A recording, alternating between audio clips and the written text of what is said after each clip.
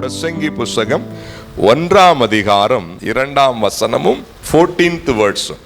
மாயை மாயை எல்லாம் மாயை என்று மாயை மாயை எல்லாம் மாயை எல்லாம் மாயை என்று பிரசங்கி சொல்லுகிறான். பிரசங்கி சொல்லுகிறான். சூரியனுக்கு கீழே செய்யப்படுகிற காரியங்களை எல்லாம் கவனித்து பார்த்தேன்.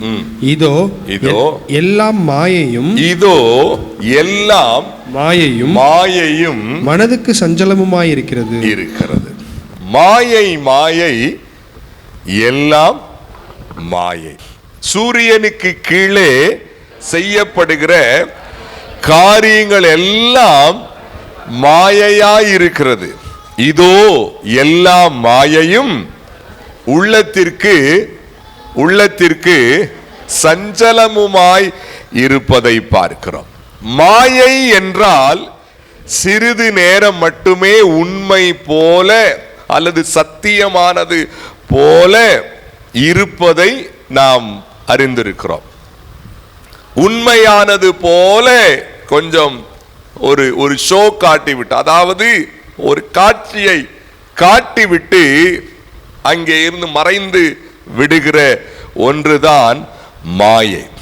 சூரியனுக்கு கீழே இருக்கிற எல்லாம் மாயை என்று வேதம் சொல்லுகிறது. என்னங்க, எப்படி? சூரியனுக்கு கீழே இருக்கிற எல்லாம் மாயை என்று வேதம் கூறுகிறது. எந்த விஷயமும் நித்தியமானது அல்ல. எப்படி? எந்த விஷயமும் நித்தியமானது அல்ல, நீடித்து இருக்கக்கூடியது அல்ல. நேரங்கள் சில நேரம் வித்தியாசப்படலாம்.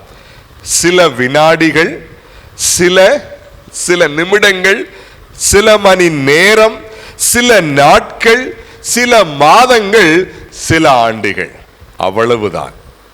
நித்தியமானதல்ல. சூரியனுக்கு கீழே இருக்கிற எல்லா விஷயங்களும் சில வினாடிகள், சிலவைகள், சில காரியங்கள் சில நிமிடங்கள் மட்டுமே நிற்கக்கூடியவைகள். இன்னும் சில விஷயங்கள் சில நாட்கள் இருக்கும், அல்லது சில மணி நேரங்கள் இருக்கும். இன்னும் சில காரியங்கள் சில மாதங்கள் இருக்கும். இன்னும் சில விஷயங்கள் சில ஆண்டுகள் கூட இருக்கும். ஆனால் நிச்சயமாய் ஒரு முற்றுப்புள்ளி வந்துவிடும், நிச்சயமாய் ஒரு முடிவு வந்துவிடும்.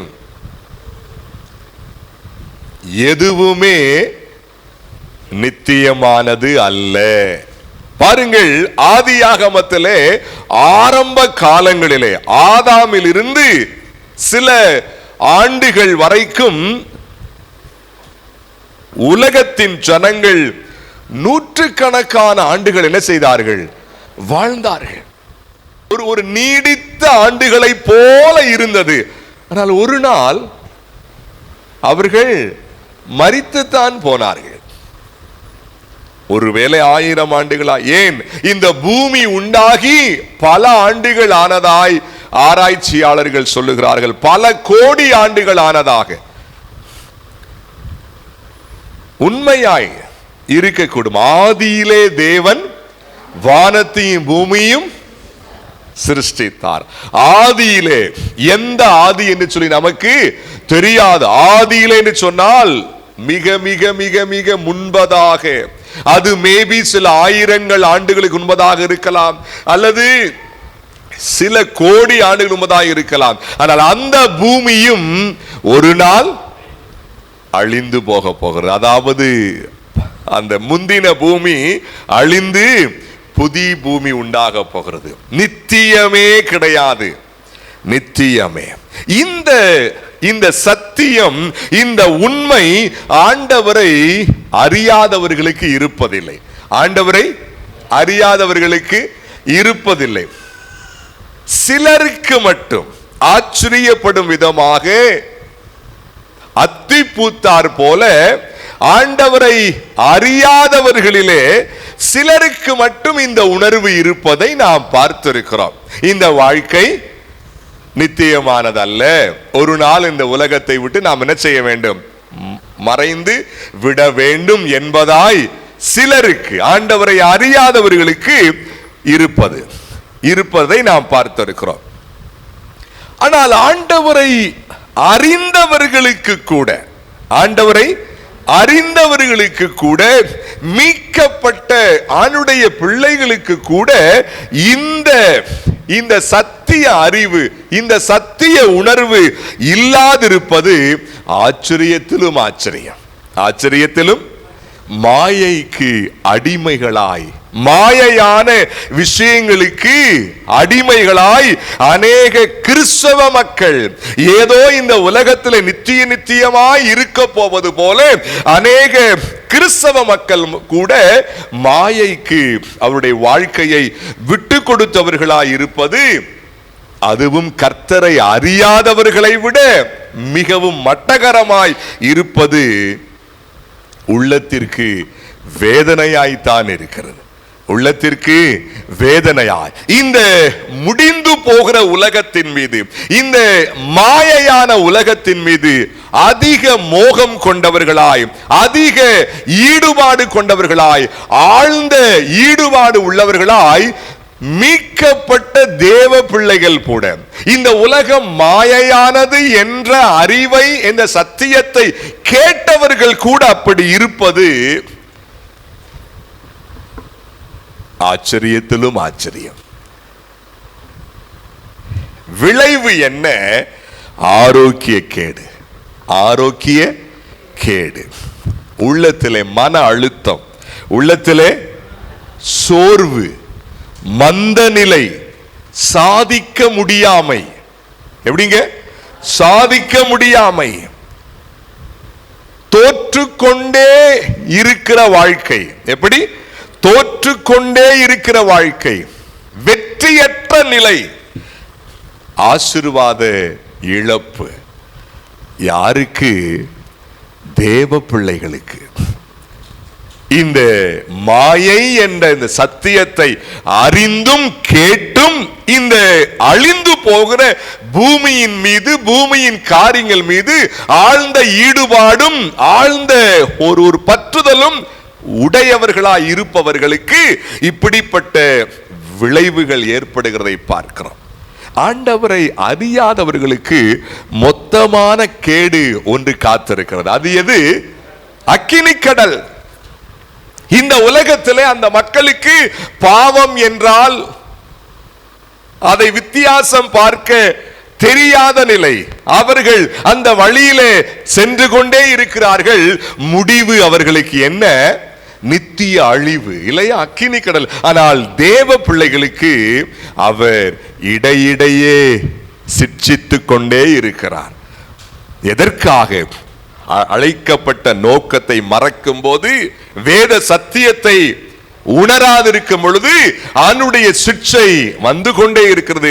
அந்த சிட்சை ஆரோக்கிய கேடு என்ற அந்த பெயராய் இருக்கலாம், சோர்வு என்பதாய் இருக்கலாம், சாதிக்க முடியாமை என்பதாய் இருக்கலாம், தோற்றுக்கொண்டே இருக்கிற வாழ்க்கையாய் இருக்கலாம். என் அன்புக்குரியவர்களே, சாலமோன் ஞானி அனுபவித்து சொல்லுகிறார், மாயை, எல்லாம் சத்தமா சொல்லுங்க, மாயை, மாயை, எல்லாம் மாயை. இந்த உலகமே மாயை தான். இந்த மாயையான உலகத்திலே நாம் இருக்கிறோம் தானே. அப்படின்னா இந்த மாயையான இந்த உலகத்தோடு சேர்ந்துதானே இருக்க முடியும் என்ற கேள்வி வரலாம். திரும்ப சொல்லுகிறேன், பற்றுதல், ஈடுபாடு, ஒன்றித்து போகுதல், ஒன்றர பின்னி பிணைதல், அதை சொல்லுகிறது வேதம். அதை சொல்லுகிறது. உலகமே சதம், உலகமே போதும், உலகமே நித்தியம், உலகமே முக்கியம் என்று வாழ்கிறவர்களை வேதம் சுட்டி காட்டுகிறது. மாயையான உலகத்திலே தான் வாழ்கிறேன், உண்மைதான். இந்த சரீரம் கூட மாயைதான். உள்ளே இருக்கிற ஆத்துமா நித்தியமானது, அது நிஜமானது. சரீரம் மண்ணுக்குள்ளே போகக்கூடியதுதான். இந்த சரீரத்திற்கு நாம் எத்தனை நேர்த்தியான காரியங்களை செய்தாலும் சில நிமிடங்கள், சில நிமிடங்கள், சில சமயம் அது தேவை, அது இது மாயையான உடல் என்று சொல்லி குளிக்காமல் இருக்க முடியாது. இருக்கலாமா? சீவாம இருக்க முடியாது, ஷர்ட் பேண்ட் போடாம இருக்க முடியாது. ஆனால் அதையே சிந்திக்கலாகாது. சிந்தனை மீட்கப்பட்டவர்களுக்கு நித்தியத்தின் மேலே சிந்தனை இருக்க வேண்டும். மாயையான இந்த உலகத்திலே வாழ்கிறோம். இந்த உலகமும் மாயை, இந்த வாழ்க்கையும் மாயை, இந்த உடலும் மாயை. உண்மைதான், அதிலே தானே உங்களையும் என்னையும் அவர் வைத்திருக்கிறார். எதற்காக? அவருக்கு சாட்சியாக. மாயையான உலகத்திலே நித்தியமான ஒருவர் உண்டு என்பதை நீ வாழ்ந்து காட்டு என்பதற்காக இங்கே வைத்திருக்கிறார். மாயையோடு மாயையாய் ஒன்றித்து பிணைவதற்காக அல்ல. ஞானி சொல்லுகிறான், மாயை மாயை மாயை, எல்லாம் மாயை. சூரியனுக்கு கீழே எல்லாம் மாயை. இந்த உலகத்திலே உள்ள எல்லா விஷயங்களும் மாயை என்ற அந்த வெளிச்சம், அந்த மாயை என்ற அந்த வெளிச்சம் தேவ பிள்ளைகளுக்குள்ளே இல்லாவிட்டால் உள்ளத்திலே இருள் உட்கார்ந்து ஆட்சி புரிகிறது என்றுதான் அர்த்தம். உள்ளத்திலே இருள் உட்கார்ந்து ஆட்சி புரிகிறது. அந்த இருளை போன்றவே வாழ்க்கை இருக்கும். உலகில் இருக்கிற அனைத்தும் மாயை என்ற அந்த வெளிச்சம் தேவ பிள்ளைகளுக்குள் இல்லாவிட்டால், மீட்கப்பட்டவர்களாய் இருந்தால் கூட உள்ளத்திலே இருள் ஆட்சி புரிய ஆரம்பித்துவிடும். உள்ளத்திலே மாயையான உலகத்தில் தான் இருக்கிறோம். மாயையான விஷயங்களோடு சில நேரங்களில் ஒன்றாய் செல்ல வேண்டிய சூழல் தான். ஆனால் நித்தியத்துக்குரிய காரியங்களோடு நம்மை இணைத்து அந்த வழியிலே செல்ல வேண்டியது தேவ பிள்ளைகளுக்கு கட்டாய கடமை. மீட்கப்பட்டவர்களுக்கு இந்த உலகத்திலே மாயையான உலகத்திலே இருந்தாலும் நித்தியத்திற்குரியவைகளை சிந்தித்து அந்த நித்தியத்திற்கு உரியவர்களாய் வாழ வேண்டியது கட்டாய கடமை. கட்டாய கடமை. இதை யார் வேண்டா வெறுப்பாய் இதை ஃபாலோ பண்ணாம இருக்கிறார்களோ அவர்கள் பின்னே சிக்ஷை வந்து கொண்டே இருக்கும். அதற்கு நான் அல்லது நாம் அதற்கு பொறுப்பாக முடியாது. என்னங்க கிறிஸ்தவ வாழ்க்கையில ஒரு வளர்ச்சி, ஒரு முன்னேற்றம் இல்ல, ஒரு ஆசீர்வாதம் இல்ல, ரொம்ப அழுத்தமா இருக்கு, ரொம்ப டிப்ரெஷனா இருக்கு, என்னமோ நிம்மதின்னு சொன்னீங்க.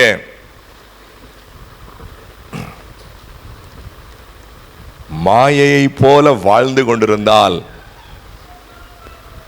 அவனுடைய ஆசீர்வாதம் அது எப்படி வரும்? உள்ளம் மாற வேண்டுமே. போன வாரத்திலேயே சொன்னேன், என் ஆத்துமா மண்ணோடு அநேக தேவ பிள்ளைகளுடைய வாழ்க்கையிலே அப்படித்தான் இருக்கிறது. மண்ணோடு ஒட்டி கொண்டிருக்கிற உறவு. உலகம் ஃபர்ஸ்ட் பிரையாரிட்டி உலகம் தான். எப்படி? First priority. இப்ப வாழ்க்கை அப்படிதான் இருக்கும். சாதிக்க முடியாத வாழ்க்கை. ஆண்டவர் நம்மோடு கூட பேசுவாராக. பாருங்கள், உலகமே மாயை என்றாலும், எப்படி? உலகமே மாயை என்றாலும் வேதம் சிலவற்றை அழுத்தமாக மாயை என்ற அந்த லிஸ்டிலே வைத்து கூறுகிறது. மாயை என்ற அந்த லிஸ்டிலே சில காரியங்களையும், அந்த சிலவற்றிலே மிகவும் சில காரியங்களை மட்டும் நாம் சுருக்கமாய் சிந்தித்து முடிக்க போகிறோம். முதலாவது உபாகமம் புஸ்தகம் 32ஆம் அதிகாரம் 21ஆம் வசனத்தை நாம் வாசிக்கலாம் வேகமாய். தெய்வம் அல்லாதவைகளினால் எனக்கு எரிச்சலை மூட்டி தங்கள் மாயைகளினால் என்னை கோபப்படுத்தினார்கள். தங்கள் மாயைகளினால் என்னை கோபப்படுத்தினார்கள். ஆகையால் போதுங்க. ஆண்டவருக்கு பிடிக்காத ஒரு மாயையான விஷயம் என்ன? விக்கிரக ஆராதனை. என்ன? தெய்வம் அல்லாதவைகளை, விக்கிரக வணக்கம், மாயையான ஆராதனை. மெய்யான தேவனை புறம்பே ஒதுக்கிவிட்டு அவருக்கு உரிய இடத்தை புறம்பே ஒதுக்கிவிட்டு தேவனற்றவைகளை மேன்மையாய் சிந்திப்பது மாயையான வழிபாடு. மேன்மையானவைகளாய் சிந்திப்பது மாயையான வழிபாடு. உங்களுக்கு புரிந்திருக்கும் என்று எண்ணுகிறேன். விக்கிரக வணக்கம் மாயையான ஆராதனை. மெய் தேவனை ஒதுக்கிவிட்டு, ஆண்டவருக்குரிய இடத்தை ஒதுக்கிவிட்டு தேவனற்றவைகளை மேன்மையாய் சிந்திப்பது மாயையான வழிபாடு, மாயையான ஆராதனை. சில தேவ பிள்ளைகள் கூட இவைகளிலே சிக்கி இருக்கிறார்கள். சில தேவ பிள்ளைகளை கூட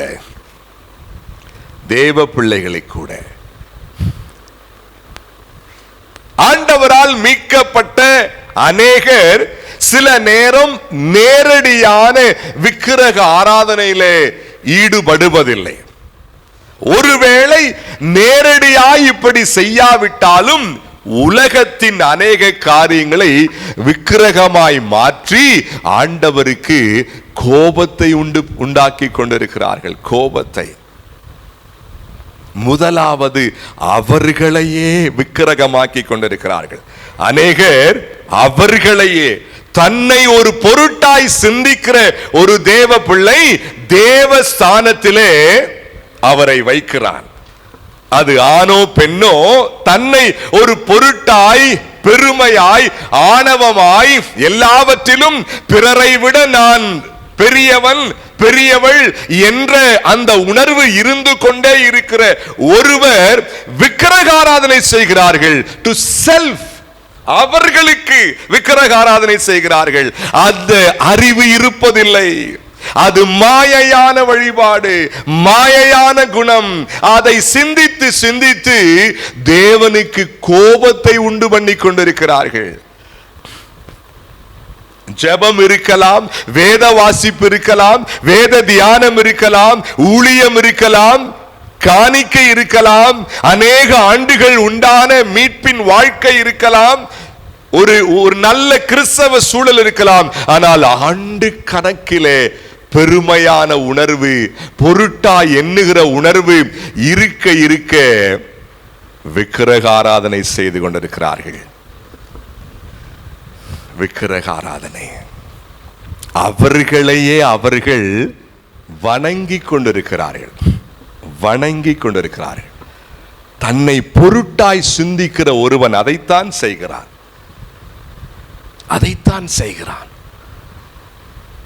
ஒரு பொருட்டாய் எண்ணிக்கொண்டே இருக்கிற ஒரு விசுவாசி அதைத்தான் செய்கிறார். தேவனை சேவிக்காதபடி, தேவனே எல்லாவற்றிற்கும் காரணமானவர் என்பதை வாழ்க்கை மூலமாய் காட்டாதபடிக்கு, வாழ்க்கை மூலமாய் அதை அறிக்கை செய்யாதபடிக்கு, தன்னை பெரியவனாய் சிந்திக்க சிந்திக்க சிந்திக்க தன்னை வணங்குகிற ஒரு புத்தியின கிறிஸ்தவர்கள் அவர்கள் தேவனுக்கு கோபத்தை உண்டாக்குகிறார்கள். மாயையான அந்த உணர்வு, பெருமையான, பொருட்டாய் எண்ணுகிற, தன்னை ஒரு பொருட்டாய் சிந்தித்துக் கொண்டே இருக்கிற அந்த உணர்வில இருப்பவர்கள் அநேகருக்கு அநேக விதமான பொருட்டாய் எண்ணுதல். அவருடைய கோத்திரத்தை குறித்து, அவருடைய சாதியை குறித்து, அவருடைய குடும்பத்தை குறித்து, அழகை குறித்து, அறிவை குறித்து, ஆன்மீக விஷயங்களை குறித்து என் அன்புக்குரியவர்களே, ஆண்டவர் நம்மோடு கூட பேசுவாராக. ஆண்டவரை அறிந்தவர்கள் கூட, விசுவாசிகளாய் இருப்பவர்கள் கூட இப்படிப்பட்ட உணர்வில இருப்பது வெட்கக்கேடு. ஆண்டவர் நம்மோடு கூட பேசுவாராக. விக்கிரக ஆராதனை. அநேகர் வேலையை விக்கிரகமாக்கி இருக்கிறார்கள். வேலையை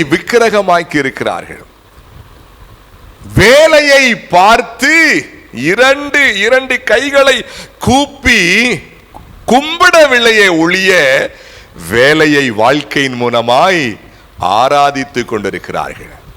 They are worshipping their jobs. வேலை, பிசினஸ், என் வேலை.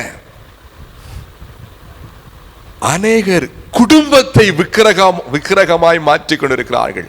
தங்கள் பிள்ளைகளை என் பிள்ளை, என் மகன் அல்லது எங்க அப்பா அம்மா என்று சொல்லி தன்னுடைய குடும்பத்தை அநேகர் தேவனை விட்டு இப்படிப்பட்ட விஷயங்களிலே அவருடைய முழு சிந்தை, முழுமையான உணர்வு, அதெல்லாம் விக்கிரக ஆராதனை. அது தேவனை எரிச்சல் படுத்தும், கோபப்படுத்தும். இதெல்லாம் மாயை. நித்தியமானவர் யார்? நித்தியர். எது நிஜமானது? அந்த உலகத்திற்குள்ளே நாம் வர வேண்டும். எது நிஜமானது? சொல்லுங்க எல்லாரும்.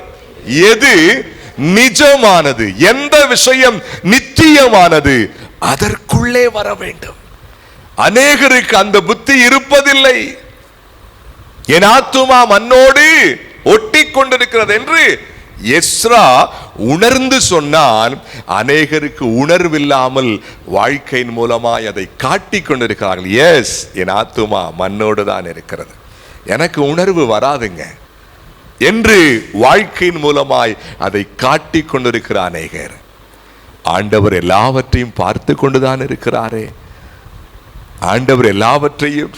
என் அன்புக்குரியவர்களே, விக்கிரக ஆராதனை மிகப்பெரிய மாயையான ஆராதனை, மிகப்பெரிய மாயையான வழிபாடு. இங்கு யாராவது அப்படி இருக்கிறீர்களா? உங்களை நீங்களே ஆராதிக்கிறவர்கள், உங்களுடைய அழகை, உங்களுடைய உடலை, உங்களுடைய சிந்தையை, உங்களுடைய கேரக்டரை, உங்களுடைய அனுபவத்தை ஆராதிக்கிறவர் இருக்கிறீர்களா? என் அன்புக்குரியவர்களே, ஆண்டவர் நம்மோடு கூட பேசுவாராக. இவைகள் வழியாய் தேவனுக்கு கோபத்தை ஊட்டாதீர்கள். சில நேரம் திருச்சபையிலே இப்படிப்பட்டவர்கள் இருக்கும் பொழுது அந்த திருச்சபைக்கும் கேடாய் மாறுகிறது. திருச்சபைக்கும் ஒருவேளை இருவர் இப்படிப்பட்ட வேண்டாத, ஆண்டவருக்கு பிரியமில்லாத விஷயத்தில் ஈடுபட்டவர்களாய் இருக்கலாம். அது அவர்கள் வாழ்க்கையை மட்டும் பாதிப்பதில்லை, சபையையும் பாதிக்கிறது. சபையையும். அந்த அறிவு அநேகருக்கு இருப்பதில்லை. என் வாழ்க்கை என்ன செய்யறதுன்னு அப்படிப்பட்ட ஒரு செல்ஃபான ஒரு குற்ற உணர்வோடு இருந்துகிட்டே இருப்பாங்க. செல்ஃபான குற்ற உணர்வோடு அதிலிருந்து மனம் திரும்புவதில்லை. நான் சரியாகாவிட்டால் எனக்கு பாதிப்பு, நான் சரியாகாவிட்டால் என் குடும்பத்திற்கு பாதிப்பு, நான் சரியாகாவிட்டால் என் சபைக்கு பாதிப்பு என்ற அறிவு அநேகருக்கு இருப்பதில்லை. ஆண்டவர் நம்மோடு கூட பேசுவாராக. ஆண்டவர் நம்மோடு கூட. உங்களுடைய வேலையை ஆராதிக்கிறீர்களா? உங்களுடைய ஃபேமிலியை ஆராதிக்கிறீர்களா? உங்களுடைய பிள்ளைகளை? அது விக்கிரக ஆராதனை. ஆண்டவர் நம்மோடு கூட பேசட்டும். இரண்டாவது மாயை என்ற லிஸ்டில் இருப்பது பிரசங்கி 5ஆம் அதிகாரம் 7ஆம் வசனத்தை வாசிங்க, வேகமா வாசிங்க. பிரசங்கி 5:7. அநேக சொப்பனங்கள் மாயையா இருப்பது போல, அநேக சொப்பனங்கள் மாயையா இருப்பது போல, அநேக வார்த்தைகளும் வியர்த்தமாயிருக்கும். அநேக வார்த்தைகளும் வியர்த்தமாயிருக்கும். என்னங்க சொல்லுங்க பாப்போம் சத்தமா. ரெண்டு விஷயத்தை அங்கே பார்க்கிறோம். என்னது? ஒன்று சொப்பனம், இரண்டாவது வார்த்தைகள், பேச்சுக்கள், வீண் பேச்சுக்கள். அநேக சொப்பனங்கள் மாயை. நாம் காண்கிற அந்த சொப்பனங்களிலே சத்தியமோ வாழ்க்கைக்கு ஏதுவான போதனையோ அவைகளிலே இருப்பதில்லை. அதை நன்றாய் புரிந்து கொள்ளுங்கள், நன்றாய் புரிந்து கொள்ளுங்கள். அநேக சொப்பனங்கள் என்றால் என்ன அர்த்தம்? உலகத்திலே உண்டாகிற எல்லா சொப்பனங்களிலும் 95% மாயை. சில 1-2 அதுவும் தீர்க்கதரிசிகளுக்கு வருவது, ஆண்டவரோடு உறவாயிருப்பவர்களுக்கு வருவது. அது சில நேரம் ஆண்டவர் நேரடியாய் பேசுவதாய் இருக்கலாம், அல்லது பேசப்பட்ட வார்த்தைகளை உறுதிப்படுத்துவதாய் இருக்கலாம். இந்த வார்த்தைக்கு மாறான சொப்பனம் ஒன்று வருவதில்லை. சொப்பனங்கள் மாயை. அதிலே வாழ்க்கைக்கு ஏதுவான போதனை கிடையாது, அதிலே சத்தியம் கிடையாது. அதிலே யார் நம்பிக்கை வைக்கிறார்களோ அவர்கள் மாயையை அவர்கள் நம்புகிறார்கள். சொப்பனத்தை நம்புகிறவர் மாயையை நம்புகிறார்கள். மாயை நித்தியமானது அல்லவே, மாயை நித்தியமானது அல்ல. அது அந்த சொப்பனத்தை யார் விசுவாசிக்கிறார்களோ, அந்த சொப்பனத்தின்படி யார் ஜீவனம் செய்ய விரும்புகிறார்களோ, அந்த சொப்பனத்தை யார் பெரிதாய் பேசுகிறார்களோ அவர்கள் சொப்பன விக்கிரக ஆராதனைக்காரர்கள், சொப்பனத்தை ஆராதிக்கிறவர்கள். காரணம், சொப்பனம் என்ன? மாயை. அந்த 3ஆம் வசனம் வாசிங்க. தொல்லையின் திரட்சியினால் சொப்பனம் பிறக்கிறது போல. வாழ்க்கையிலே உண்டாகிற பல வேலையின் அழுத்தம், பல பிரச்சனையின் அழுத்தம், அது தூங்கும் பொழுது சிந்தனைகளாய் ஓட ஆரம்பிக்கும். எப்படிங்க? தூங்கும் பொழுது சிந்தனைகளாய் ஓட ஆரம்பிக்கும். அதை நம்புவது மாயை. அது வீண் மாயை. பாருங்கள், சங்கீதம் 31:6 வாசிங்க. வீண் மாயையை பற்றி கொள்ளுகிறவர்களை, வீண் மாயையை பற்றி கொள்ளுகிறவர்களை நான் வெறுத்து கர்த்தரையே நம்பியிருக்கிறேன், கர்த்தரையே நம்பியிருக்கிறேன். வீண் மாயையை யார் பற்றி கொள்ளுகிறார்களோ அவர்கள் கர்த்தரை, அங்க என்ன வாசிக்கிறோம்? மீண்டும் வாசிங்க. வீண் மாயையை பற்றி கொள்ளுகிறவர்களை நான் வெறுத்து கர்த்தரையே நம்பியிருக்கிறேன். அப்ப யார் வீண் மாயையை பற்றி கொண்டிருக்கிறார்களோ அவர்கள் கர்த்தரை நம்பவில்லை, அதைத்தான் நம்புகிறார்கள், அந்த மாயையான சொப்பனங்களை. அதிலே சத்தியம் கிடையாது, அதிலே ஜீவன் கிடையாது, அதிலே ஆண்டவர் இல்லை. ஆண்டவர் இதிலே இருக்கிறார். ஆண்டவர் உங்கள் உள்ளத்திலே இருக்கிறார். அவரோடு பேசுவதின் மூலமாய், அவருடைய வார்த்தைகளை தியானிப்பதின் மூலமாய் அவருடைய திட்டங்களை அறிந்து கொள்ளலாம். அவர் என்னை குறித்து வைத்திருக்கிற நோக்கத்தை அறிந்து கொள்ளலாம். சொப்பனங்கள் மூலமாய் அல்ல. சொப்பனங்கள் மாயை. சொப்பனங்கள் சொல்லுங்க, வீண் மாயையானது. சொப்பனம் மட்டுமல்ல, வீண் பேச்சுக்களும், சொல்லுங்க சத்தமா, வீண் பேச்சுக்களும் மாயையானது. சிலர் நோக்கமில்லாமல் பேசிக்கொண்டே இருப்பார்கள். காரணமில்லாத பேச்சு அல்லது பொய்யான காரணங்கள், உலக பிரகாரமான விஷயங்களை முக்கியப்படுத்தி பேசிக்கொண்டே இருப்பார்கள். அவைகள் வியர்த்தமாயிருக்குமா? என்னங்க வியர்த்தமாயிருக்கும்னா ஒன்றுமில்லாத தன்மை, அல்லது வீணானதாய் இருக்கும், அல்லது உங்களுக்கு எனக்கும் பாரமாய் மாறிவிடும். அது என்னங்க செய்யும்? என் அன்புக்குரியவர்களே, மாயையை பற்றி கொள்ளாதிருங்கள், தயவாய் கேட்கிறேன். உண்மையாகவே இங்க கவனிங்க, மீட்கப்படாதவர்களுக்குள்ளே ஆத்துமா இருந்தாலும் அந்த மக்களுடைய முடிவு எது?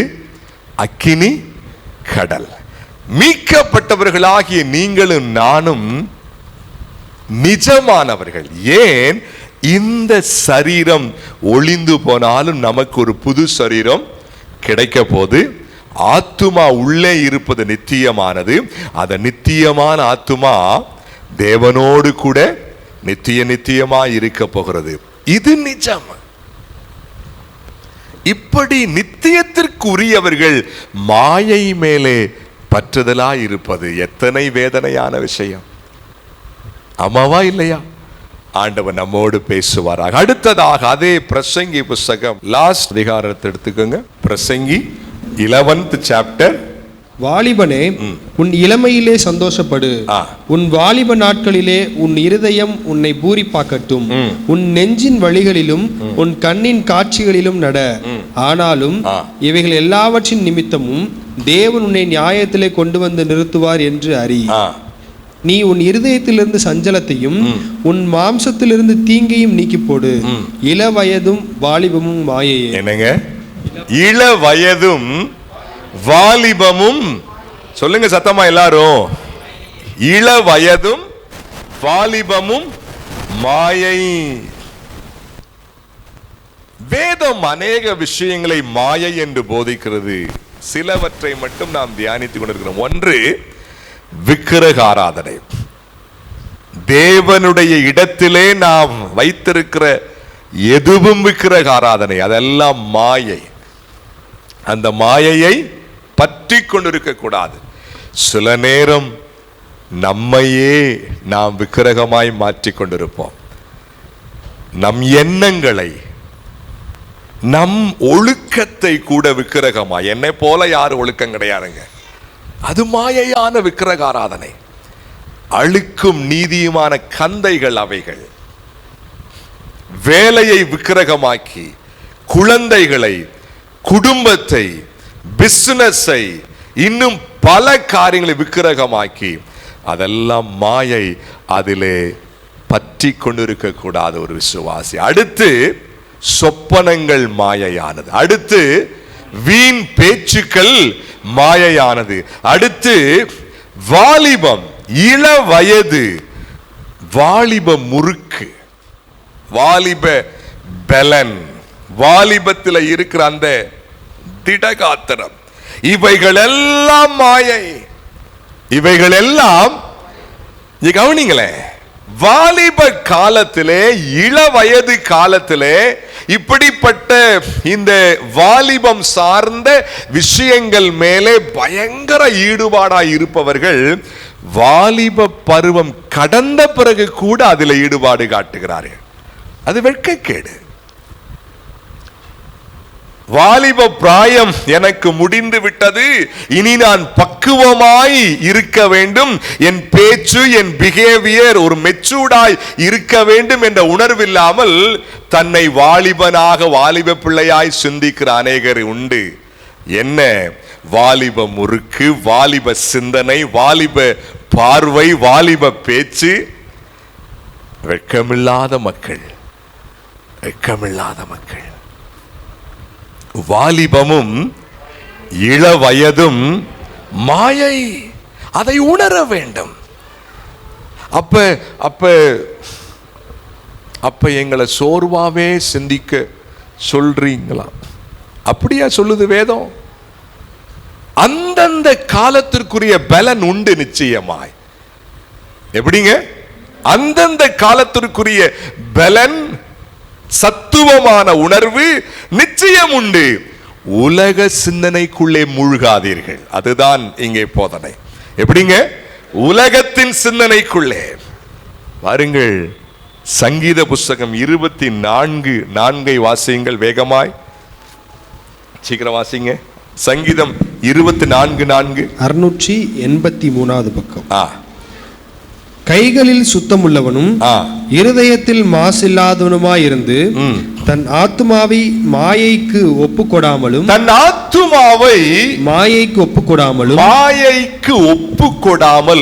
கபடாய் ஆணையிடாமலும் இருக்கிறவனே அவன் கர்த்தரால் ஆசீர்வாதத்தையும் தன் இரட்சிப்பின் தேவனால். யார் ஆசீர்வாதத்தை பெற்றவன்? யார் தேவ பர்வதத்தில் ஏறுவான்? யார் ஆண்டவரோடு இணைந்து இருக்க முடியும்? தன் ஆத்துமாவை மாயைக்கு ஒப்பு கொடாமல் இருப்பவர்கள். பொழுது அன்னைக்கும் சினிமாவை பார்த்து, சீரியலை பார்த்து அந்த அந்த அந்த காட்சி மாதிரியே சிந்தித்துக் கொண்டே இருப்பது வாலிப மாயை, இளவயது மாயை. அது அது வீண் மாயை. அது எப்ப பார்த்தாலும் சினிமா சினிமா. 40 வயசு, 50 வயசு ஆச்சு, 60 வயசு ஆச்சு, 70, பொழுதனைக்கு சினிமா. ஒரு ஒரு ஒரு புது படம் வந்துருச்சு, எப்படியாவது தியேட்டர் போயில்ல, இப்பதான் நம்ம செல்லுல என்ன பண்ணிக்கலாம், டவுன்லோட் பண்ணிக்கலாம், டிவியில பார்த்துக்கலாம். எப்படிங்க அவனுடைய ஆசீர்வாதத்தை பெறுவது? சில விசுவாச மக்கள் கூட அந்த சிந்தனையா இருப்பது ஆச்சரியம்தான். ஆண்டவர் நம்மோடு பேசட்டும். யார் என்ற உணர்வுக்குள்ளே வாருங்கள். முதலாவது, நான் யார்? யாரால் அழைக்கப்பட்டவர்? என் நோக்கம் என்ன? ஏன் ஆண்டவர் என்னை மீட்டுக் கொண்டார்? அந்த சிந்தனைக்குள்ளே வாருங்கள். உலக விஷயங்கள் ஈர்க்கத்தான் செய்யும். எப்படிங்க சொல்லுங்க? உலக விஷயங்கள் ஈர்க்கத்தான் செய்யும். யாரை? உலக அந்த ஜென்ம சுவாபத்தில் இருந்து கொண்டே இருப்பவர்களை, ஆவிக்குரியவர்களை ஆவிக்குரிய விஷயங்கள் ஈர்க்கும். நம்மை ஈர்ப்பது எது? எது நம்மை ஈர்க்கிறதோ அதுவாய்த்தான் நாம் உள்ளே இருக்கிறோம் என்று அர்த்தம். Be careful. எது நம்மை ஈர்க்கிறதோ அதுவாய்த்தான் நாம் இருக்கிறோம். ஆவிக்குரிய அந்த சுபாவத்திலே தேவனுக்குள்ளே ஆழமாய் இருந்தோம் என்று சொன்னால் ஆவிக்குரிய விஷயங்கள் ஈர்க்கும். உலக விஷயங்கள் ஈர்த்து கொண்டே இருக்கிறது. நான் அமைதியா இருந்தா கூட அந்த சினிமா, அந்த சீரியல், அந்த படம், அந்த வீடியோ, அந்த காட்சிகள் என்னை ஈர்க்குது. அந்த பேச்சு ஈர்க்குதுன்னா அந்த அந்த ஜீவன் உள்ள இருக்குது. கொஞ்சம் அந்த அந்த காந்தம் அதனால தான் இருக்குது. அதையும் முற்றிலுமாய் தேவனுக்கு ஒப்பு கொடுங்கள். அடியோடு அவனுடைய சமூகத்திலே ஃபுல் சரண்டர் ஆகணும். அப்பதான் விடுதலை. நான் ரட்சிக்கப்பட்டு ரொம்ப வருஷம் ஆச்சுங்க, பட் ஸ்டில் கொஞ்சம் ஈர்ப்பு வந்துகிட்டே இருக்கு. மாம்ச சரீரம் ஆண்டவர் இரண்டாவது முறையாய் இறங்கி வரும் பொழுது இதிலிருந்து உங்களுக்கு மனக்கும் விடுதலை கிடைக்கும். மாம்ச சுவாபத்துக்கு அவரோடு சேர சேர விடுதலை கிடைக்கும். ஆமென், அல்லேலூயா. ஈர்க்குதுங்க, முடியலங்க. ஈர்ப்பதற்கான வித்து உள்ள இருக்கிறது. அதை ஃபர்ஸ்ட் அகற்றுங்க. ஆண்டவர்ட்ட ஒப்பு கொடுங்க. கண்ணீர் விடுங்க, அழுங்க, உபவாசம் இருந்து ஜெபம் பண்ணுங்க. ஆண்டவரே என்னை சுத்திகரிங்க, என்னை ஆவியா நிரப்புங்க. ஏங்க, ஒரு இடத்திற்கு எறும்பு கூட்டமா வந்து சேருதுன்னு சொன்னா அந்த எறும்புக்கு வேண்டிய ஏதோ நாங்க இருக்குதுன்னு அர்த்தம். அம்மாவா இல்லையா? மேபி சுகரா இருக்கலாம், இனிப்பா இருக்கலாம். ஏன் இங்க எறும்பு வந்துகிட்டே இருக்கு, என்னன்னே தெரியல.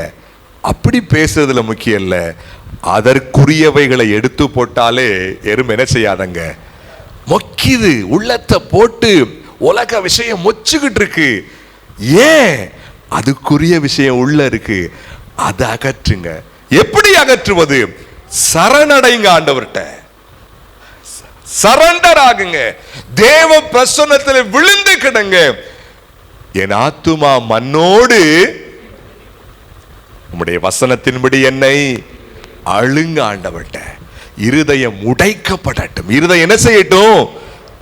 வாலிப மாயையை பின்பற்றாதீங்க. ஆண்டவர் நம்மோடு பேசுவராக. இறுதியாக 119 சங்கீதம் 37 வசனம் வாசிங்க வேகமா. 119:37. 7:4-6 பக்கம் 7:4-6. மாயையை பாராதபடி நீர் என் கண்களை விலக்கி உமது வழிகளில் என்னை உயிர்ப்பியும். மாயையை பாராதபடிக்கு காட்சிகளாய் இருக்கிற மாயைகள் என்று வேதம் சொல்லுகிறது. எப்படி காட்சிகள்? அதை நான் சற்று முன்னதாகவே சொன்னேன். சினிமா காட்சிகள் ஒரு மாயையான விஷயம், சீரியல் காட்சிகள் ஒரு மாயையான விஷயம், ஆபாச காட்சிகள் ஒரு மாயையான விஷயம், போர்னோகிராஃபி ஒரு மாயையான விஷயம். மாயையான காட்சிகள், மாயையான காட்சிகளான சினிமாவும் வீடியோக்களும் இவைகளெல்லாம் முற்றிலும் மாயை என்பதாய் நாம் உணர முடியும். சங்கீதக்காரன் சொல்லுகிறான், மாயையை பாராதபடிக்கு, மாயையை பார்க்காதபடி என் சொல்லுங்க என் அன்புக்குரியவர்களே, இப்படிப்பட்ட விஷயங்களுக்கு யார் அடிமைப்பட்டிருக்கிறார்களோ அவர்கள் ஆத்துமாவை மாயைக்கு ஒப்பு கொடுக்கிறவர்கள். அவர்கள் கிருபையை போக்கடித்துக் கொண்டிருக்கிறார்கள். பொய்யான மாயையை போக்கடிக்கிறார்கள். ஆண்டவருடைய கிருபை ஆசீர்வாதம், ஆண்டவர் இதோ என் மகனே என் மகளே என்று சொல்லி அள்ளி கொடுக்க கொடுக்க நம்முடைய சிந்தையெல்லாம் மாயையான விஷயங்களுக்கு போக போக நம்மளே அந்த ஆசீர்வாதத்தை வேண்டாம் அப்படின்னு சொல்லிக்கிட்டே இருக்கோம். அதைத்தான் பொய்யான மாயையை பற்றி கொண்டிருக்கிறவர்கள் வரும் கிருபையை போக்கடிக்கிறார்கள்.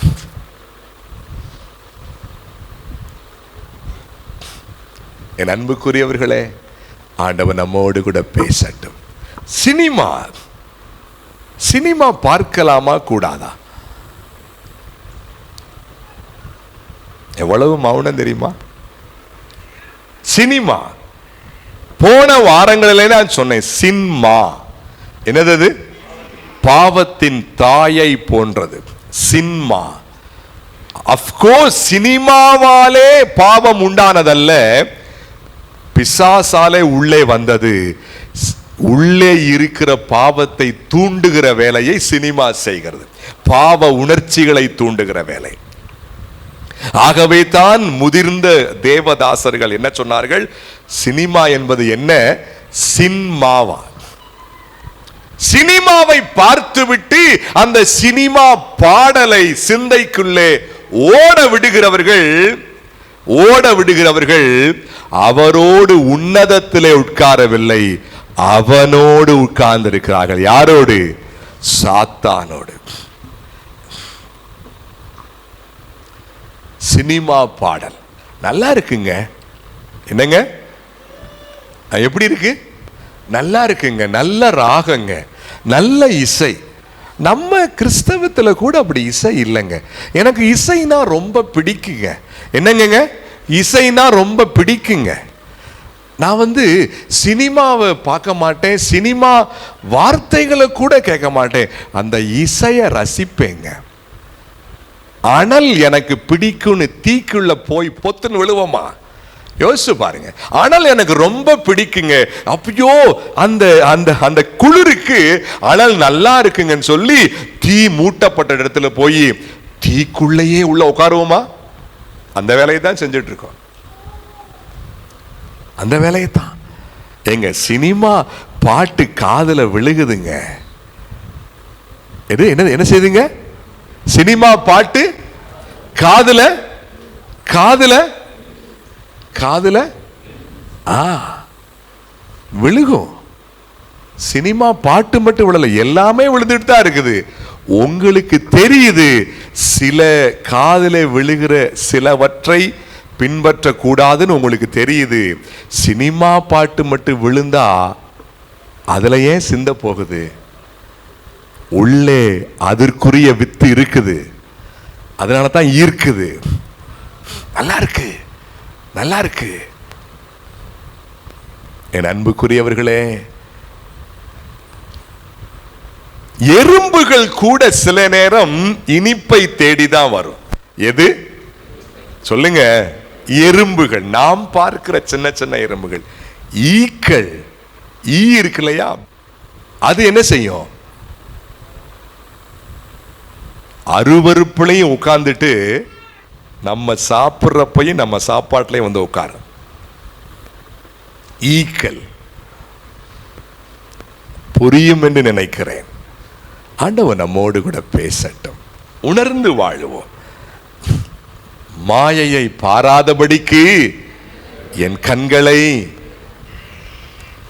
இந்த காரியங்கள் எல்லாம் விதண்டாவாதம் பேசி உங்களை நீங்களே வீழ்த்திக் கொள்ளாதீர்கள். இந்த காரியங்கள் எல்லாம் விதண்டாவாதம் பேசி, கர்த்தர் சொன்னதுதான். ஆண்டவர் நம்மோடு இடைபடுவாராக. மாயையான உலகத்திலே நித்தியமானது எது? எது நிஜமானது? ஆவிக்குரிய வாழ்க்கை. என்னங்க சொல்லுங்க? வேதம், ஜெபம், ரட்சிப்பு, ஆத்துமாதாயம், திருச்சபையாய் கூடி வருதல், ஆண்டவருக்கு தேவ பங்கை ஷேர் பண்ணுதல், இயேசுவை போல வாழ்தல், இவைகள்தான் நிஜமானது. ஆண்டவரை தேடுதலே நிஜமானது. வேதத்தில் தியானமாய் இருப்பதே நிஜமானது. ஆத்துமாக்கள் மேல் பார உள்ளத்தோடு இருப்பதே நித்தியமானது, நிஜமான உணர்வு. சபை உறவே நிஜமான உறவு. சொல்லுங்க பாப்போம். சபை உறவே, இயேசுவை போல் வாழ்வதே நிஜமான வாழ்வு. காரணம், அங்கே வாழ்வதற்கு ஒரு சின்ன முன்னோட்டமாய்த்தான் இங்கே வாழ்ந்து கொண்டிருக்கிறோம். அங்கே வாழ்வதற்கு. ஆமாவா இல்லையா? இதிலே தான் ஆசீர்வாதம். எதிலே? நிஜமான விஷயங்கள், ஆவிக்குரிய காரியங்களே. இதிலே தான் சமாதானம், இதிலே தான் உண்மையான நிம்மதி, இதிலே தான் மனபலன் அடங்கி இருக்கிறது. ஆமென். இதிலே தான் மனபலன், இதிலே தான் சரீர பலனும் அடங்கி இருக்கிறது. இதிலே தான் சரியான வெற்றி அடங்கி இருக்கிறது. ஆவிக்குரிய வாழ்க்கையே நிஜமானது. ஆவிக்குரிய வாழ்க்கையே நித்தியமானது. இந்த வேதம் சொல்லுகிற ஆண்டவர், அவர் நிஜமானவர், அவர் நித்தியமானவர். அவரை சேவிக்கிற நாம், உள்ளான அந்த மனிதனாகிய நாம் நிஜமானவர்கள். அவரை பின்பற்றுவோம். ஆமென். ஆண்டவர் நம்மோடு பேசுவாராக. நாம் எல்லாரும் அப்படியே முழங்கால் படியிடுவோம்.